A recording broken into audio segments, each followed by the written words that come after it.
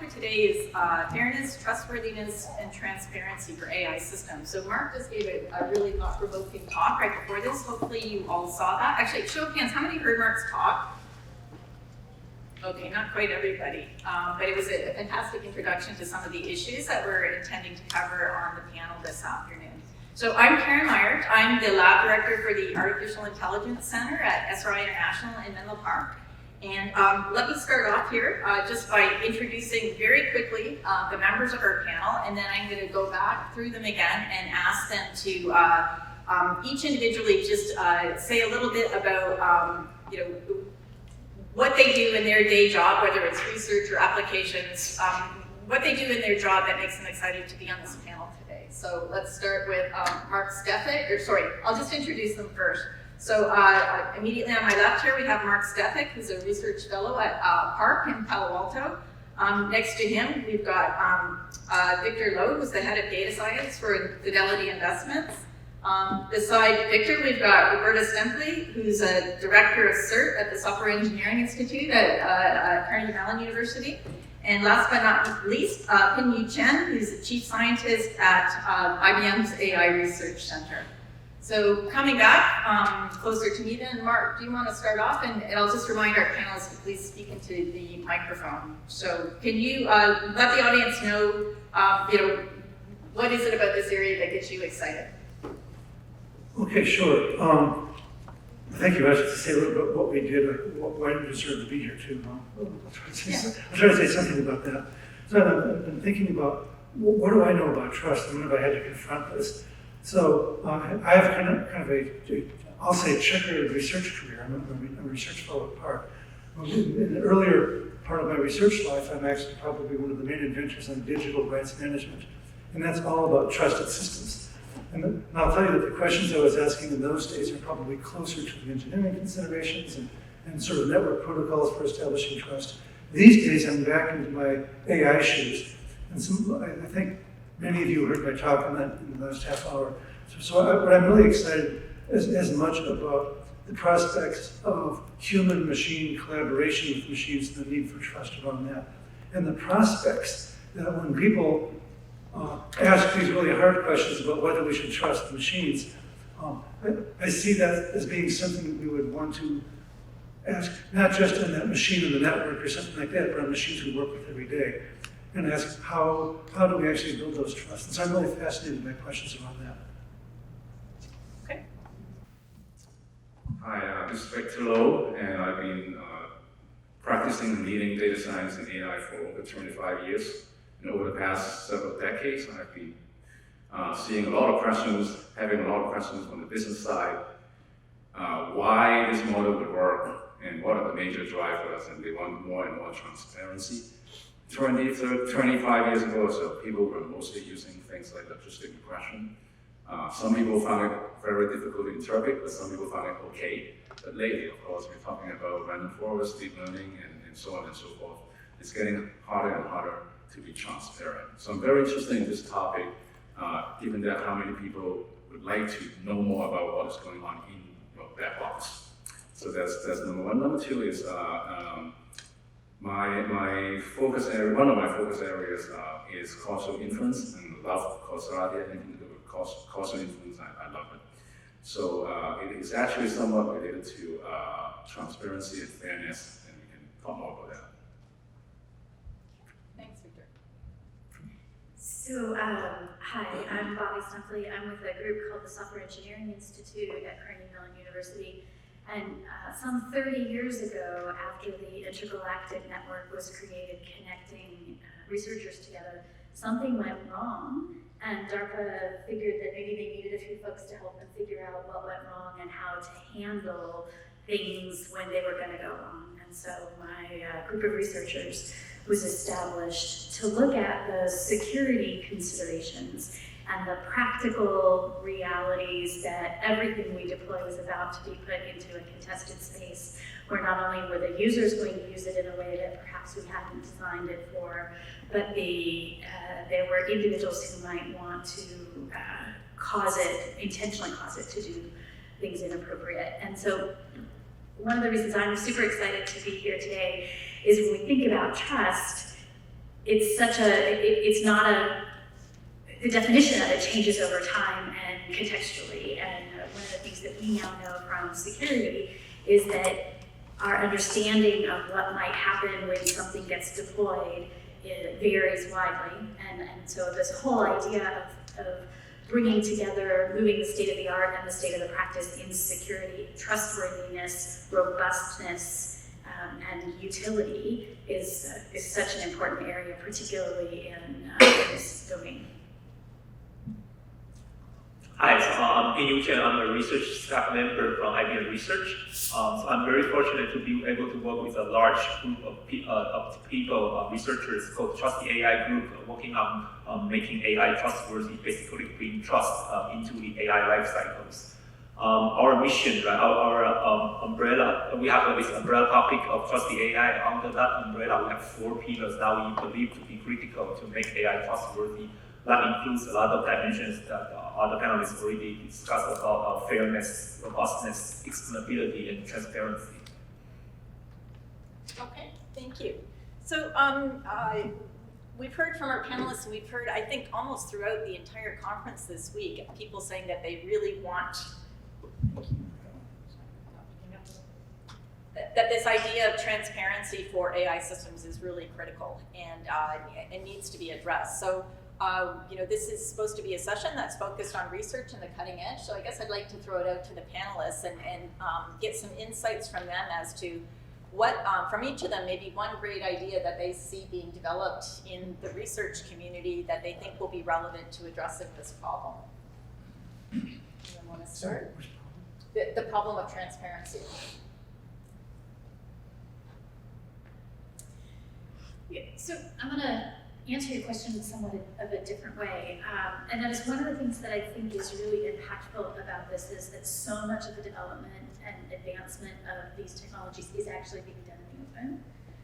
And that, I think, creates just an expectation of things for the support, not exclusively transparency of the models and how they make their decisions, but a transparency of how we build the componentry together, which is an important element because we've got 30 years of history of not doing that and then trying to figure out how to trust components once they are in the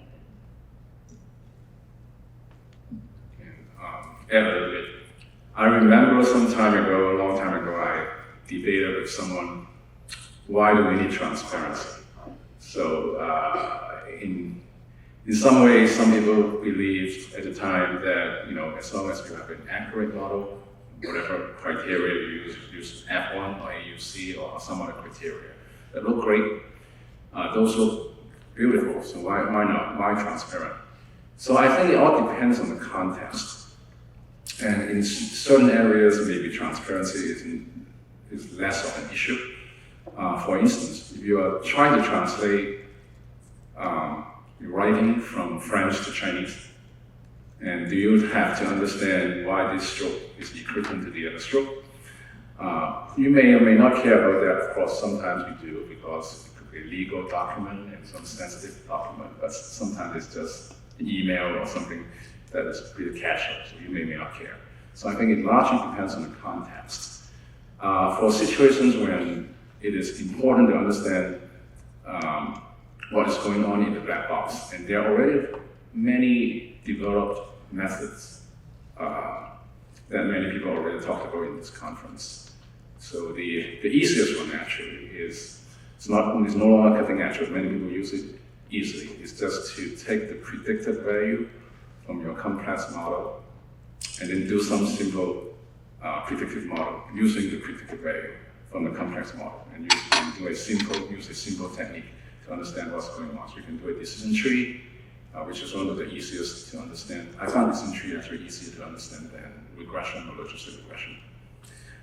So we can do a decision tree to diagnose what is causing the more complex model to go left or right. That's just one basic thing.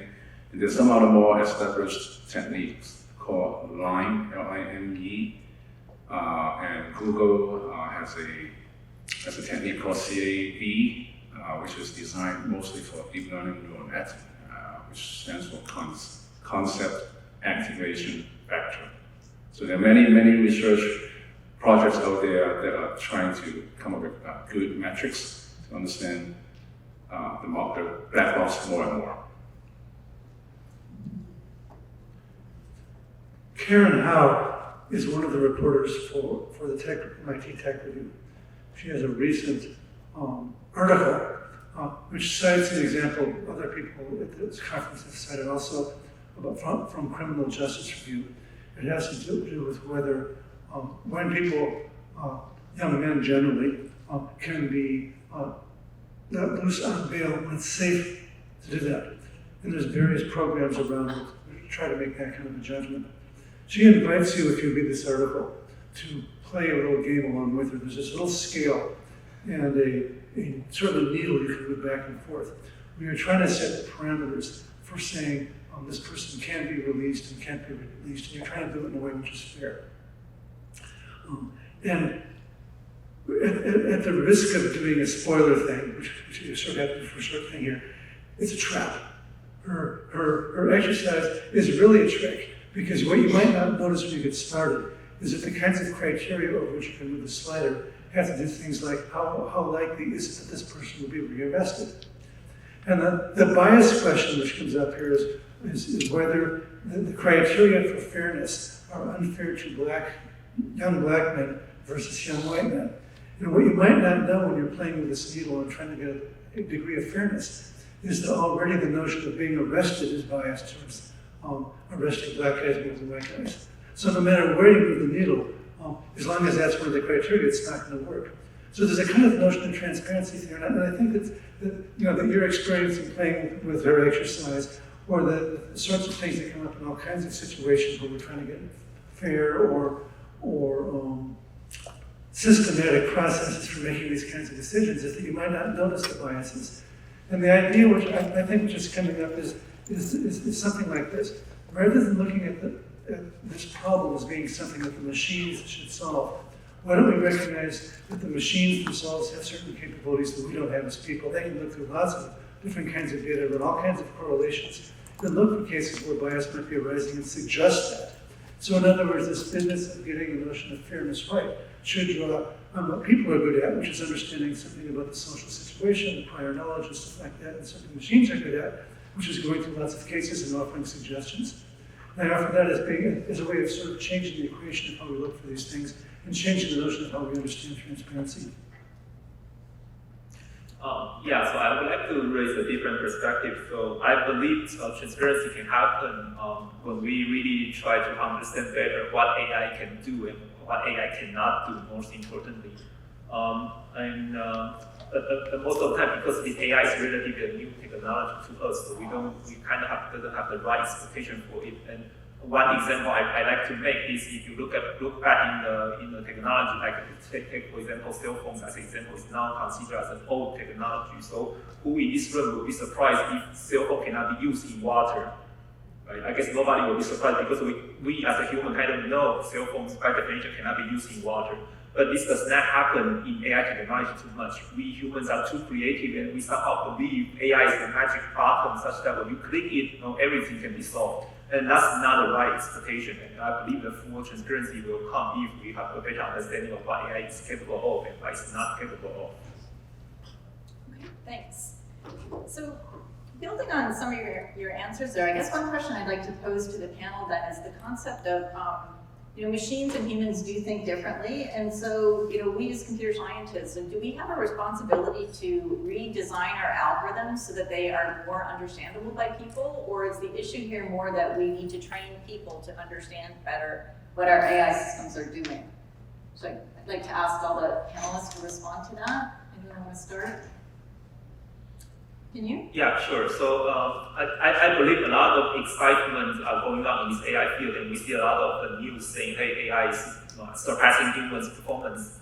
But at some point, as a AI researcher, we realize, yes, AI solved a particular task that we believe to be difficult even for a human, and it's outperforming human. But somehow in between, it kind of learns a different rule that we didn't quite understand to solve this problem. For example, for a lot of image recognition tasks, these machines seem to pick up a different feature, different perception system that can also recognize different types of images. And that machine perception model is very different from humans' perception. That's why a lot of distrust going on, because you will realize if you look at those rules, what machine learns, it will be inconsistent with what we believe is the way to, for example, classify a cat as a cat.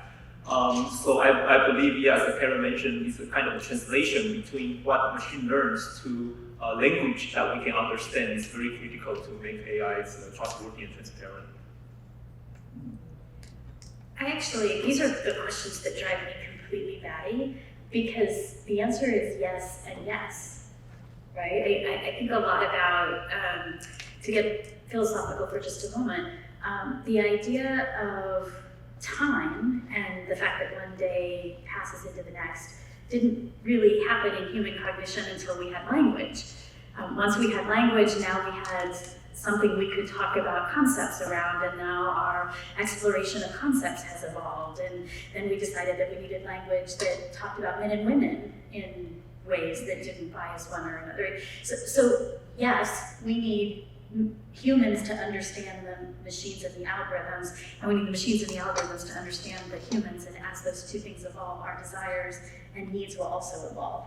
I think the question for me that I've struggled with is we're struggling with different communities coming together with different languages. So we talk about domain expertise, and when is domain expertise more or less important than machine learning expertise?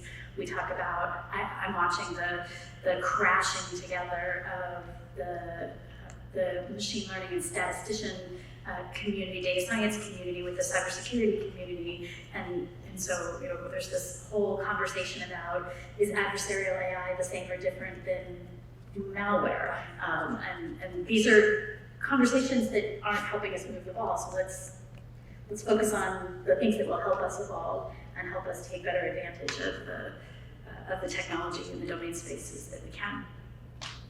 So can I just throw out a concrete example? So I'm not expert in this area, but I have some colleagues who are very much into aviation safety, and I've learned from them that a number of the airline crashes we've had in the last 10 years have come as a result of the humans not understanding what the autopilots was doing. And that sort of prompted part of my question, was this idea of, do we need to build things in a different way such that people can better understand what the technology is doing? Right, and how much of that is a training issue? Is the pilots driving the software, or are they flying the plane? Right. And how do we make it completely appropriate? But I think we have to understand what and how the humans, I think this is exactly the point you were making, Mark, is that this is about the integration of human-machine teaming and being able to understand how those two parties are going to participate together. Yeah, I want to have some fun with this question. You asked whether people have heard about the machines or vice versa. When I first came to Park, there was a lab manager there who was quite famous in what he did in about Taylor. And he often would notice that when there's a proposal inside the laboratory about what to do, there would be a difference of opinion. After all, there were very smart people there, and they sometimes disagreed. So he would take sometimes two people who had different opinions about this and said, you two go off and argue this through and decide what has to be done. So these two guys would be often passionate, they already had invested something in their own perspective about how to do something, and they would start to argue. But Bob had a particular requirement on how they had to argue. He called it a class 1 disagreement and a class 2 disagreement. Class 1, the question was, can each party explain to the other party's satisfaction what the argument is? So it's like changing sides. Okay, guys, change sides and argue the other perspective and keep at it until you understand each other perfectly. And I love that story as a way of running groups and developing mutual understanding with people and so on. And I'm thinking about casting Bobby's advice in exactly those terms. The person and the machine are arguing with each other until they're each convinced that the other party understands what they said. I find that just an interesting way to think about this thing and why we have to do something like that. And what was a class 2 argument? Well, class 2 argument was when they could convince the other person to the other person's satisfaction that they understood the argument. It's a class 2 disagreement. Thank you. So learning more, so for humans to learn more about machines, and I think this is pretty obvious, this is also related to the model transparency.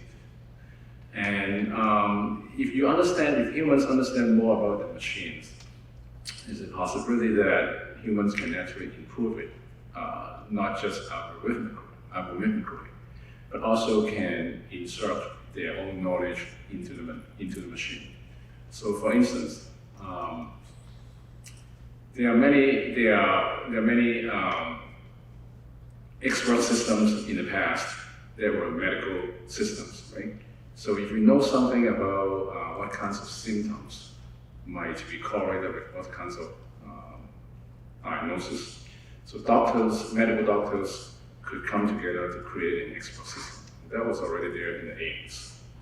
And then later on, it's beginning in the late 90s, machine learning took over, and now it's getting more and more advanced and complex. It would be, I think I would believe that it would be beneficial to have the medical expertise to take a look at, what is going on in the black box, and they might be able to insert their human knowledge into it. The reason is, while the machine has massive data, assuming it has massive data, right? As an input, the machine's knowledge is still based on the massive data, and assuming it can mimic the interrelationships inside the massive data perfectly. But there's out there knowledge sitting between people's ears that may not be reflected in the data, because there are decades or hundreds of years of knowledge from medical fields that might drive medical doctors how they think. So that kind of knowledge may not be completely reflected in the data. So for those who are data scientists, one approach is almost to treat it as a Bayesian exercise. The expert opinion would be considered a prior, and the empirical data would be the likelihood. So we can combine the two of them formally or informally.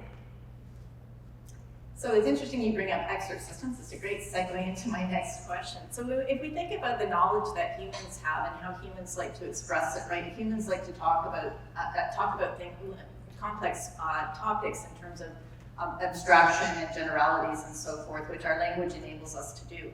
Whereas when you're talking about deep learning systems, they're based on training from instances, from examples, from specifics. So there's a bit of a mismatch there, right, between the data-centric approaches and what's being called the kind of old-fashioned approach to AI, which is using symbolic representations and rule-based type frameworks. So I'm curious to ask the panel, do you see in the future that there will be a resurrection of the old-fashioned AI techniques and pulling those in to complement the strengths and capabilities that we have in deep learning technologies?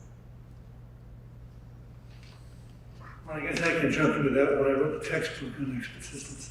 And one of the interesting things about abstractions, and you're exactly right, those tend to be missing. And that's also one of the themes of Marcus and Ernest Davis' book, about some of the kinds of things that are missing. In the context of the Mekagogy stuff that I've been obviously promoting here a little bit, if you think about a machine teaching a human, so well, let's take that really famous example from Go. Probably everybody here has watched that movie where a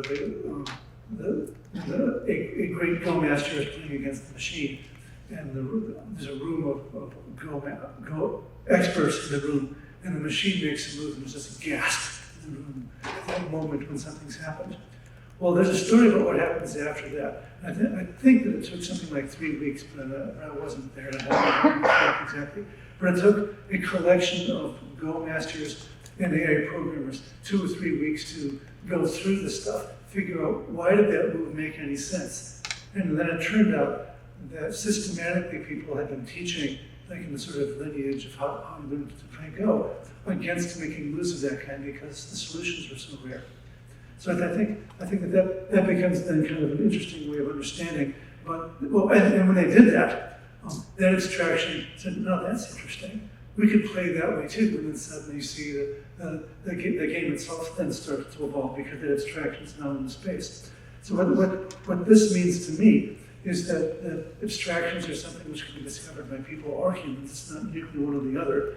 And I don't see why we couldn't require our machines to both reason with these abstractions, which apparently they do, and share them. And then this ought not be something which is alien and not part of how intelligence works. It's evolved for humans for a bunch of reasons. I'm pretty sure that our limited memory capacities are part of the reason why we do stuff like that. Language makes it easier. But there's a lot of people who believe that this would also improve the performance and reduce training requirements for the machines. So we want to make abstractions become part of the cognitive architecture. Other panelists want to respond? Your perspective? Mm-hmm. Yeah. So I really like this question. So yeah, I believe most of the AI application we see today, especially on learning, as you have a lot of data, which are learn correlations and do well when it's being deployed. But as Karen mentioned, these symbolic representations, this rule-based AI is also one important branch of this AI research. And as a matter of fact, in IBM, we're actually advocating, in addition to trustworthy AI, this idea of the neuro-symbolic AI as a way to combine the power of learning and reasoning together to kind of drive the innovation for the next level. AI has the power to learn complex and abstract and symbolic representations and use neural network as a computing engine to really have an AI model that can do learning and reasoning at the same time. There's one of the ways that we've, I think, embraced this idea that you're presenting in this question, which is is there still value in the way we used to do things, and will they reemerge as a better way of accomplishing is every time we review a research proposal in my lab that says we want to solve this problem with machine learning, the foundational question is, why will machine learning solve this problem in a different or better way than the way we're solving it now, or than another method that might include it? And the most practical example that we use is, so I'm going to go back to our roots. One of the things we do is decompose malicious software and try to understand its family linkages and how you effectively identify it in practice and how you can reduce the amount of data you need in order to identify to speed up the prediction. And we've had a number of proposals where folks have said, there's a lot of data, I want to apply machine learning to this, and really constraint-based programming is the most effective way. We've been doing it for 20 years, and we aren't getting any better if we apply this additional, this current tranche of solutions into this area. So I see there's real wisdom in that question. There are some simple tasks like if I move this mic, you can hear.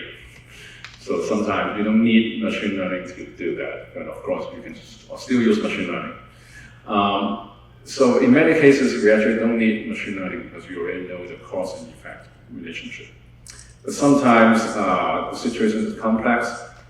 As I mentioned that humans have a lot of insights and knowledge, and sometimes just intuition, which sometimes may not be all correct. But those are the knowledge that machines may not have because the data just doesn't exist, or the algorithms are not able to pick up all the knowledge from the data. I just went to an RPA, robotic process automation seminar, and in the past, RPA was mostly rule-based. It's like an expert system, and it's been around for a long time and automate a lot of things. But lately, especially in this conference, many RPAs are being combined with AI or machine learning. So you can actually consider even rule-based RPA as an older form of AI, which is related to expert system. But lately, you can combine machine learning and RPA. It may be the most effective thing because each of them can contribute to a different area of the automation. And the two of them combined may be the best thing. So that's just one example of combining rule-based and machine learning. So one of the issues that we have with AI technologies is that we're trying to deploy them in increasingly more complex kinds of operating environments. And when we do that, there are a couple of issues that come into play. So one is that the technologies become less predictable. in some sense that's a good thing. That's why we're developing the technology, because we're trying to get them to address very challenging problems that we have. But it's part of that too. We would like these systems to be continuously learning in these environments so they can evolve and improve their capability. So one big challenge then is if we end up with these systems where it's really hard to predict what they're going to do, and for us as external observers to understand whether or not they're actually behaving correctly. So this seems like a big challenge for the field. How can we validate AI systems that are operating in complex operating environments and where they're continuously learning and dynamically changing their underlying models?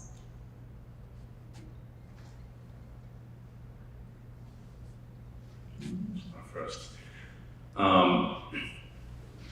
So if the machine is, you're saying that the machine is learning along the way, receiving more data, and then doing something that may be less predictable. Right. Okay. Right. So yeah, actually, a long time ago, there was a field called quality control or quality engineering, and people are still using it, right? Even in the field of quality control or quality engineering, there are lots of very cool analytic methods, whether you call them engineering techniques or statistical techniques. They have been around for a long time, exactly for monitoring processes. So we can just use some of those techniques to monitor the time series of the outcomes or the time series of the inputs sometimes. So that's the SPC versus SQC definitions in quality control. So that could be, and quality control itself, just the process itself, could also be assisted by machine learning. So we have seen some of the talks here that use pretty heavy deep learning to support time series analysis or outlier detection. So that's part of it. So Bobby, in your field, it's a highly dynamic field, right? There are new attack vectors coming out all the time. You need the systems to constantly be adapting. Have you thought about this issue in the context of your domain? Yeah, so we've actually thought a lot about it, in not just in the context of the domain, but as perhaps a vector for adversaries to take action against. Right? So how can they force models to drift in operation in ways that perhaps we had not intended them to be, and how can you think about what kind of both instrumentation and formalism needs to be put in place so that you can gain a sense of what are the points, to your point about quality engineering, what are the points that you can, you might need to monitor in order to see things go awry. One of the interesting insights that in hindsight should not have been an insight, it should have been a thing we thought about all along, and that is that it's even more important to have domain expertise when you're trying to monitor for drift than it is if you're not, because you really have to have a good sense of what the acceptable range of answers are and how the model is likely to respond in one era or another. And that, again, a thing we know from cybersecurity and from response, from sort of adversarial action is exactly that as well. I just wanted to point out something about the nature of your question. And on one hand, you're saying it's hard to know if the system keeps working because it keeps evolving. And obviously, a simple answer to things, we just got to validate it again. But there's a harder question underneath your question, which is, because it's an open-ended environment, the requirements keep changing. So it's not just a question of validating again, it's evolving the requirement at the same time. Yes, yeah, absolutely. Makes me think about GANs. Makes you think about GANs? GANs, yeah. Yes, okay, yes, absolutely. Yeah, so in a technical perspective, we are basically asking whether a machine learning model or AI can be made generalizable, right? So if it faces a new environment that is different from the environment it is trained on, can we ensure it's still operating okay in a new environment? So in that perspective, for AI to be adaptive, we really hope this AI has the ability to say, hey, this is a new environment that I didn't learn to deal with. Can I have more data? Because the AI has the ability to actively acquire new data to help them understand the new environment and solve tasks in new environments. And ideally, there was a discussion on whether we need a big data in earlier panels. So I think in that perspective, in the training machine learning perspective, if we have a very good model that can basically simulate all possible scenarios that we encounter in our daily lives, use that as a training environment to train an AI model, I think pretty much we will have a very good AI model. It's the matter of fact how well we can simulate that environment to help AI to generalize well. Okay, so Bobby brought up the notion of adversary. So last question I'd like to ask the panel, and then I'll open things up to the audience to pose a few questions, is we've heard a lot in the media about these so-called adversarial attacks on AI systems. So, one very popular example that you might have seen in the media is a stop sign. You can put 4 little stickers on it, and it fooled the AI system to now think it said speed limit 35. Just a very, very modest change to the input, and all of a sudden the system is very confused about what it's seeing. So as members of the AI community, are you concerned about adversarial attacks, or do you see these as kind of an artifact of the algorithms, and the community will quickly develop ways to counter those kinds of problems? So I think that the idea that we're going to be able to develop something so robustly that an adversary won't be able to take advantage of it in some way, shape, or form is a flawed assumption. And that's one of the reasons why we spend a lot of time thinking about how adversaries might take advantage of this, not just from causing the model to behave in a way that's unpredictable based on input and data, but this idea of drift. What we're seeing today is just poor implementations, not both poor models in that context, but also poor implementation. So there's somebody just hasn't incorporated something in a way that we expect, and so some of the traditional software vulnerability management practices have not been followed, or good design principles have not been followed. And so I think this is not only are we seeing adversaries take advantage of the technology on their behalf, but I think we'll continue to see this evolution of their behaviors and attack methods because this is where the data is and it's where the processing is happening. I personally can have the hour-long answer for that because that's the primary area I'm working on. I will make it short.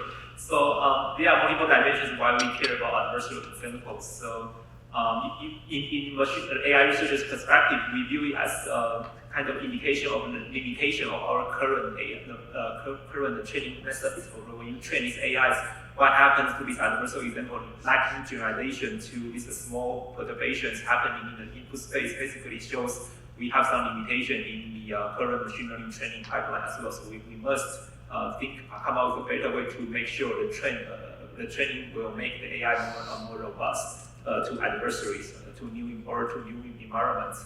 And there's also a lot of society concerns will come up. So I talked to a lot of reporters or like general audience. I think people have a tendency of like to see AI fails or AI to make stupid mistakes.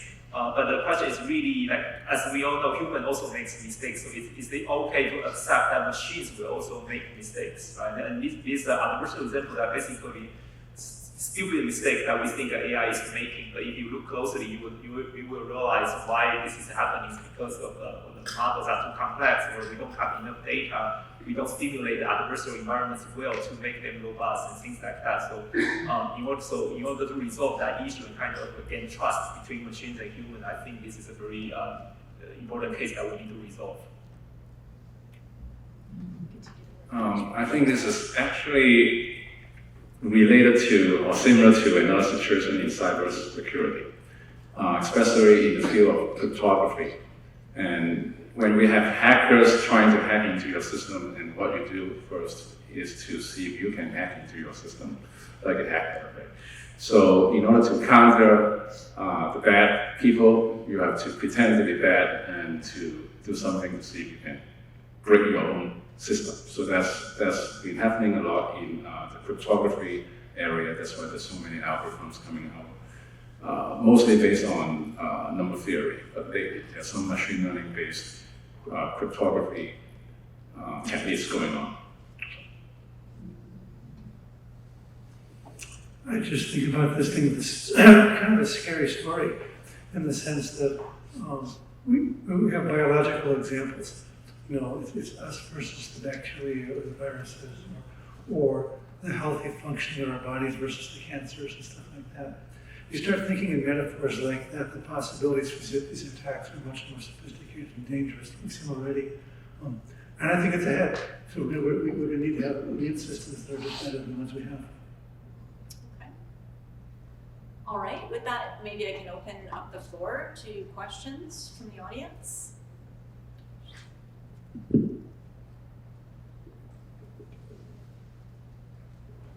My question is with regards to responsibility within the organization. Who do you think is responsible for ensuring that AI is fair, trustworthy, and transparent?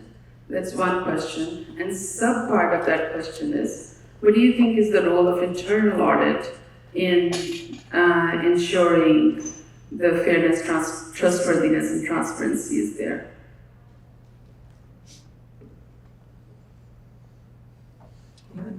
Well, at Park, we just recently established an ethics board, which actually has responsibilities beyond ethics, but according to the things you have.